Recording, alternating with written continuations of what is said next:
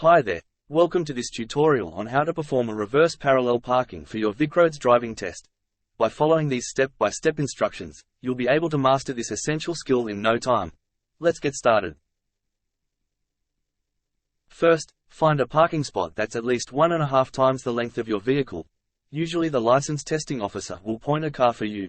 As you approach the spot, signal your intention to park by turning on your left indicator. Pull up alongside the vehicle parked in front of the spot you intend to park in. Your vehicle should be about an arm's length away from the other vehicle, with your side mirrors roughly aligned. Make sure your vehicle is parallel to the other vehicle and stop. Shift your gear into reverse and check your mirrors for any oncoming traffic or pedestrians. Begin reversing slowly after turning your steering wheel halfway to the left.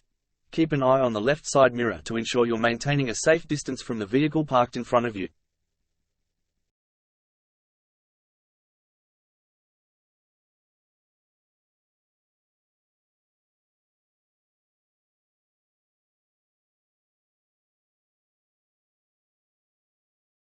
Once the rear of your vehicle is at a 45-degree angle with the curb, stop.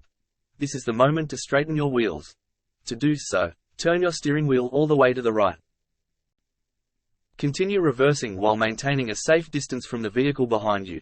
Keep an eye on your left side mirror to ensure you don't get too close to the curb. If necessary, adjust your position by moving forward or backward to ensure you're evenly spaced between the vehicles in front of and behind you. Once you're satisfied with your parking, put your vehicle into park and engage the handbrake.